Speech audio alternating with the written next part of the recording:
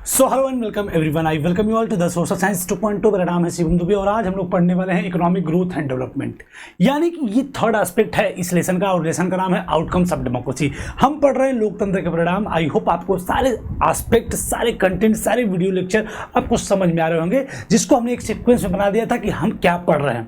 हम पढ़ रहे हैं लोकतंत्र के परिणाम, यानी कोई भी ऐसी चीज़ जिसको हम एडॉप्ट करते हैं या कोई भी चीज़ ऐसी जिसको हम खरीदते हैं, तो हम उसको खरीदने के पहले हम उसको सोचते हैं कि हम किस उम्मीद से इसको खरीद रहे हैं, और जब खरीदेंगे तो ये चीज़ें हमको बेनिफिट होगा, और फिर जब हम ले लेते हैं तो उन सभी बेनिफिट्स को मिलाते हैं। Then we assess that these things are good for us और नॉट, यानी ये चीज़ हमारे लिए अच्छी है कि नहीं।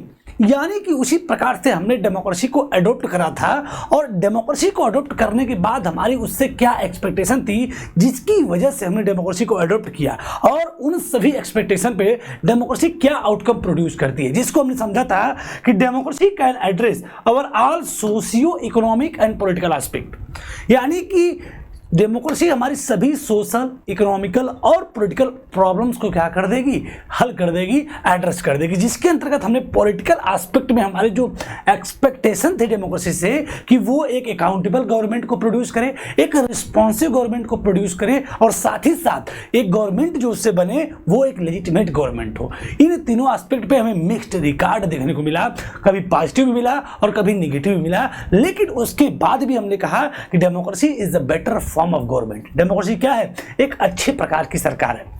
इसके बाद सेकंड एस्पेक्ट में हम लोग इकोनॉमिकल एस्पेक्ट में, इकोनॉमिकल पर्सपेक्टिव में हम लोग जानने वाले हैं कि हमारी डेमोक्रेसी से क्या एक्सपेक्टेशन है और उसके एवज में डेमोक्रेसी क्या आउटकम को प्रोड्यूस कर रही है। तो बात करें इकोनॉमिक ग्रोथ एंड डेवलपमेंट की, तो ये आप एनसीईआरटी की अपनी बुक को जब उठाते हैं तो थर्ड फोर्थ पेज से आपका ये कंटेंट आपका शुरू होता है, जिसका नाम है economic growth and development. Economic growth and development, जिसके इस 2 पेजेस से जुड़े हुए टॉपिक इसको पढ़ने हैं। इसके बाद एक आपका और है इनइक्वालिटीज वाला टॉपिक, उसको भी हम इसी से रिलेट करके पढ़ेंगे। लेकिन फिलहाल इन दोनों पेज के कंटेंट में क्या क्या थीम दी गई है, क्या क्या सेंट्रल आइडिया इस पूरे पेज का है, उसको जानते हैं। बात करें डेमोक्रेसी की, तो डेमोक्रेसी से हमारी एक इकोनॉमिकल एस्पेक्ट भी है, यानी इकोनॉमिकल पर्सपेक्टिव में भी हमें डेमोक्रेसी से कुछ उम्मीदें हैं। क्या उम्मीदें हैं? कि वो एक ऐसी गवर्नमेंट को प्रोड्यूस करे जिस गवर्नमेंट की वजह से डेवलपमेंट हो। क्या हो? डेवलपमेंट हो, या फिर डेमोक्रेटिक फॉर्म ऑफ गवर्नमेंट में प्रोड्यूस डेवलपमेंट, यानी डेवलपमेंट भी प्रोड्यूस हो, और उसको यानी उस डेवलपमेंट के पर्सपेक्टिव के प्रति हमारी जो एक्सपेक्टेशन है और उसके एवज में जो डेवलपमेंट हमें उम्मीद है कि डेमोक्रेसी आएगी तो इतना सारा डेवलपमेंट कर देगी, उसके एवज में डेमोक्रेसी क्या डेवलपमेंट प्रोड्यूस करती है, एक्सपेक्टेशन और रियलिटी जैसे इंपॉर्टेंट एस्पेक्ट को हम लोग कंपेयर करेंगे। और फाइनली 2 टेबल भी दिए हुए हैं। इन दोनों टेबल्स में से एक टेबल को अभी हम तत्काल इसी हेडिंग में देखेंगे, और एक टेबल को नेक्स्ट वाली इसी हेडिंग के सेकंड एस्पेक्ट में हम लोग देखेंगे। सो फाइनली इसके बाद हम लोग कंक्लूड कर पाएंगे कि इकोनॉमिक ग्रोथ एंड डेवलपमेंट के पर्सपेक्टिव में डेमोक्रेटिक गवर्नमेंट इज गुड और नॉट। सो स्टार्ट करते हैं डिस्कशन को। ये जो पहला पिक्चर आपको दिखा रहा है, ये तो खैर इनकम इनइक्वालिटीज के बारे में है, जिसको हमें सेकंड हेडिंग के इसी टॉपिक के सेकंड हेडिंग में पढ़ना है, जिसमें कि दिखा रहा है कि कैसे रिच, मिडिल और पुअर लोगों के बीच में इनकम का डिस्ट्रीब्यूशन हुआ है, कैसे इनकम इनइक्वालिटीज हमें देखने को मिलती है ऑल ओवर द वर्ल्ड में। खैर ये हमारा टॉपिक का मुद्दा नहीं है, लेकिन हमारा जो डिस्कशन है यहाँ से शुरू होता है, और वो क्या है उसकी हम बात करें तो वो आपका लिखा हुआ है कि if democracies are expected to produce a good government, then is it not fair to expect that they would also produce a development. अगर हम चाहते हैं कि democracies are expected to produce a good government, democracy से हमें उम्मीद होती है कि वो एक गुड गवर्नमेंट को प्रोड्यूस करे, क्या करे? गुड गवर्नमेंट को प्रोड्यूस करे। Then is it not fair to expect that they would also produce development. तो क्या हम ये उम्मीद नहीं कर सकते हैं कि जो गुड गवर्नमेंट है वो डेवलपमेंट भी लाएगी? यानी कि हमें डेमोक्रेसी से एक अच्छी सरकार की उम्मीद है, और उस अच्छी सरकार से हम ये उम्मीद करते हैं कि वो आएगी तो डेवलपमेंट भी लाएगी। But evidence show that in practice many democracies did not fulfil this expectation. लेकिन जो डेटा देखने को मिलते हैं, जो अलग अलग पिछले कई सालों के डेटा को कंपेयर करके ही जो कंक्लूजन आया है, वो कंक्लूजन कहता है कि जो आप सोच रहे हैं डेमोक्रेसी से कि आपके डेवलपमेंट वाले एस्पेक्ट को फुलफिल कर देगी, तो इतना अच्छा रिजल्ट आपका डेमोक्रेसी में देखने को नहीं मिलता है। मतलब कि क्या, if you consider all democracies and all dictatorship for the 50 years between 1950s and 2000, dictatorship have the slightly higher rate of economic growth। यदि आप 50 साल के डेटा को देखते हैं, 50 साल, लगभग 50 साल के डेटा को, 50 इयर्स के डेटा को कंपेयर करता है किसके बीच में, एक डिक्टेटोरियल रेजिम, एक डिक्टेटोरियल और एक डेमोक्रेसी, इन दोनों रेजिम को, यानी एक ऐसा देश जहां पे डेमोक्रेटिकल फॉर्म ऑफ गवर्नमेंट हो और एक ऐसा देश जहां पे डिक्टेटोरियल फॉर्म ऑफ गवर्नमेंट हो, इन दोनों के 50 साल के डेटा को, ग्रोथ के डेटा को कंपेयर करता है। तो एविडेंस ये दिखाते हैं कि जो डिक्टेटरशिप थी उसमें higher rate of economic growth देखने को मिला है। यानी जो डिक्टेटोरियल सिस्टम था या डिक्टेटरशिप वाला जो सरकार थी उसमें ग्रोथ रेट ज़्यादा देखने को मिलती है as compared with democracy, democratical form of government, या एज कंपेयर्ड विथ डेमोक्रेसी। यानी डेमोक्रेसी से ज़्यादा ग्रोथ डिक्टेटरशिप वाली व्यवस्था में हमें देखने को मिलता है। And the inabilities of democracy to achieve higher economic development varies. और ये जो डेटा है भाई हमको चिंतित करता है।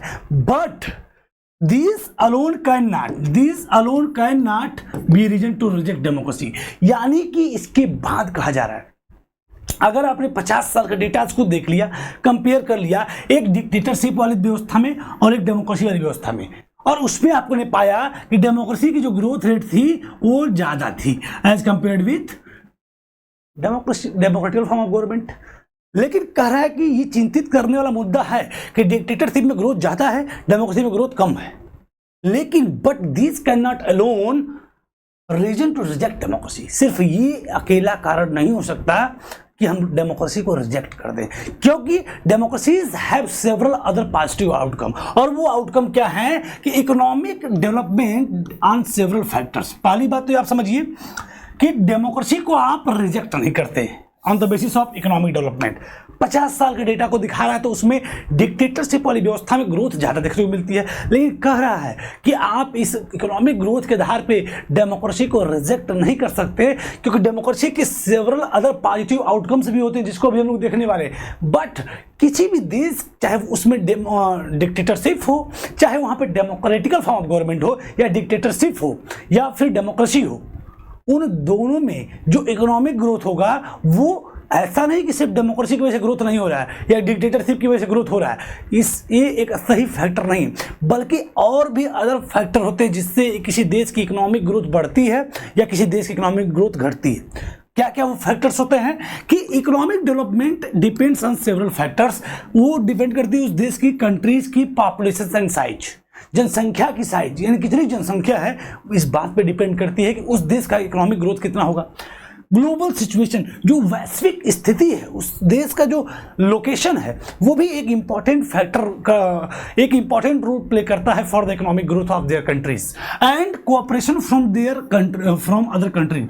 और उस देश को मिलने वाले अलग अलग देशों के द्वारा सपोर्ट भी कहीं ना कहीं उस देश की इकोनॉमिक ग्रोथ के लिए फैक्टर्स होते हैं, रिस्पॉन्सिबल होते हैं। Economic priorities adopted by the country, और साथ ही साथ उस देश के द्वारा एडोप्ट की गई जो भी इकोनॉमिक प्रायोरिटीज है वो भी कहीं ना कहीं उस देश की इकोनॉमिक ग्रोथ के लिए रिस्पॉन्सिबल फैक्टर के रूप में काम करती है। मतलब कि आप ये नहीं कह सकते कि अगर आपके यहाँ डेमोक्रेसी है तो ग्रोथ नहीं होगा, और ये भी नहीं कह सकते कि आपके यहाँ डिक्टेटरशिप है तो ग्रोथ खूब होगा। नहीं, ग्रोथ के तमाम अदर सेवरल फैक्टर्स होते हैं, कंट्रीज की population size, global situation, cooperation with other countries and साथ ही साथ economic priority adopted by the countries. इन सभी फैक्टर्स इंपॉर्टेंट रोल प्ले करते हैं for the economic growth of their countries, of the countries. यानी देश की इकोनॉमिक ग्रोथ में ये सभी फैक्टर्स इंपॉर्टेंट रोल प्ले करते हैं, और इन सभी फैक्टर पे कहीं ना कहीं उस देश की इकोनॉमिक ग्रोथ डिपेंड करती है। सो however हम कह सकते हैं कि the difference in the rates of economic development between less developed countries with the dictatorship and the democracies are negligible.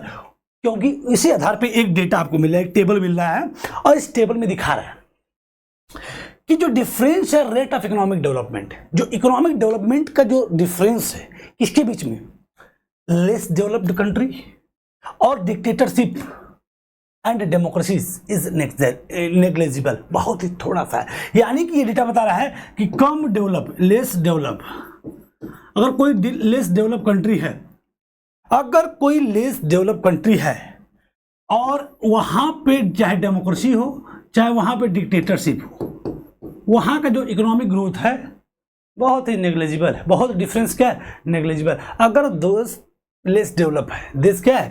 Less develop country है, और तब वहां पे अगर डिक्टेटरशिप हो या वहां डेमोक्रेसी हो तो इकोनॉमिक ग्रोथ में बहुत ज़्यादा अंतर देखने को नहीं मिलता है। जैसे कि आप देख सकते हैं, जितने एक डेटा दिखा रहा है कि rate of economic growth of different country between 1950s and 2000, जितने भी डेमोक्रेटिक रिजीम हैं वहाँ पे ग्रोथ रेट कितना दिखा रहा है? 3.95, और जितने डिक्टेटोरियल रिजीम्स हैं वहाँ पे ग्रोथ कितना दिखा रहा है? 4.42। पुअर कंट्री की बात करते हैं तो वहाँ पे 4.34, और पुअर कंट्री जिसमें कि डेमोक्रेसी है वहाँ पे 4.28। यानी आप देख सकते हैं कि डिफरेंस कितना कम है। डिफरेंस क्या है? कितना कम है। अगर कोई लेस डेवलप कंट्री है तो चाहे वहाँ पे डेमोक्रेसी रहे चाहे वहाँ डिक्टेटरशिप रहे, इकोनॉमिक ग्रोथ में बहुत ज़्यादा अंतर नहीं आता है। यानी कि आप समझ चुके हैं कि सिर्फ डेमोक्रेसी या सिर्फ डिक्टेटरशिप अकेला फैक्टर नहीं है किसी देश की इकोनॉमिक ग्रोथ के लिए, उसके सेवरल अदर फैक्टर्स भी होते हैं देश की अर्थव्यवस्था को बेहतर करने के लिए। So overall we can say that democracy is a guarantee of, we cannot say that democracy is a guarantee of economic development। यानी डेमोक्रेसी इकोनॉमिक डेवलपमेंट की गारंटी नहीं देता है। हम इसका मतलब कह सकते हैं डेमोक्रेसी जो है इकोनॉमिक डेवलपमेंट की गारंटी नहीं देता है, but we can expect democracy not to lag behind dictatorship in this respect. इसको समझिए चार्ट के माध्यम से, when we find such significant difference in the rate of economic growth between the countries under the dictatorship and the democracy, it is better to prefer democracy as it has several other positive outcomes। तो हमने समझ लिया dictatorship, democracy, दोनों के बीच में अंतर ये इस बात पे डिपेंड नहीं करता है कि वहां पे डेमोक्रेसी है कि वहां पे डिक्टेटरशिप है। और अगर है भी डिक्टेटरशिप में ग्रोथ थोड़ा ज्यादा है तो भी हम डेमोक्रेसी को रिजेक्ट नहीं करेंगे, क्योंकि democracy as it has several other positive outcomes. अगर डेमोक्रेसी में थोड़ी सी ग्रोथ कम है लेकिन फ्रीडम, तमाम चीज़ें, ऐसी बहुत सारी चीज़ें जो मोरल चीज़ें हैं जो देखने को मिलती है वो कहीं ना कहीं आपको डिक्टेटरशिप में देखने को नहीं मिलेगी। यही सब सेवरल अदर पॉजिटिव आउटकम्स हैं डेमोक्रेसी के, जो कि डिक्टेटरशिप में थोड़ी सी ग्रोथ की वजह से हम उसको एक्सेप्ट नहीं कर सकते, क्योंकि वहाँ ग्रोथ तो मिल जाएगी लेकिन ये जो फ्रीडम ऑफ स्पीच है या तमाम चीज़ें, हर चीज़ में जो स्वतंत्रता है, जिस स्वतंत्रता का अनुभूति आप करते हैं डेमोक्रेटिकल फॉर्म ऑफ गवर्नमेंट में, वो शायद आप डिक्टेटरशिप में कन्फर्म है कि आप कर नहीं पाएंगे। इसलिए डेमोक्रेसी को आप सिर्फ इकोनॉमिक बेस पे थोड़ा सा ग्रोथ तो कम है लेकिन इस आधार पे आप डेमोक्रेसी को रिजेक्ट नहीं कर सकते, ये बातें कही गई। यानी कि हम कंसोलिडेट करते हैं कि हमने क्या पढ़ा, इकोनॉमिक ग्रोथ यानी इकोनॉमिक पर्सपेक्टिव हमने देखा कि डेमोक्रेसी और डिक्टेटरशिप में 50 साल के डेटा को कितना पता, 50 साल के डेटा को देखा गया, और इस डेटा के आधार पर देखा गया कि डिक्टेटरशिप में ग्रोथ क्या है, ज़्यादा है, और डेमोक्रेसी में ग्रोथ क्या है, कम है। लेकिन फिर भी हम डेमोक्रेसी को रिजेक्ट इस आधार पे नहीं कर सकते, क्योंकि डेमोक्रेसी के सेवरल अदर पॉजिटिव आउटकम्स होते हैं। अब इसका जो सेकेंड एस्पेक्ट है, उस सेकेंड एस्पेक्ट में हम देखेंगे इनकम इनइक्वालिटीज़ के नेक्स्ट एस्पेक्ट को। यानी कि आज हमने पढ़ा इकोनॉमिक ग्रोथ एंड डेवलपमेंट किस बात पर डिपेंड करता है, क्या डेमोक्रेसी या डिक्टेटरशिप पर डिपेंड करता है कि इसके अदर भी सेवरल फैक्टर्स होते हैं। तो वो हमने सेवरल फैक्टर्स को देखा और साथ ही साथ ये भी देखा कि डेमोक्रेसी को हम रिजेक्ट नहीं कर सकते on the basis of economic growth. So I hope आज का सेशन आपको समझ में आया होगा और सभी एस्पेक्ट आपको क्रिस्टल क्लियर हो गए होंगे। इसी के साथ आज सेशन को हम लोग साइन ऑफ करते हैं। Thank you everyone. Do like share subscribe to this channel if you like this session, और साथ ही साथ आप जो है पढ़ते रहिए, मस्त रहिए। Thank you.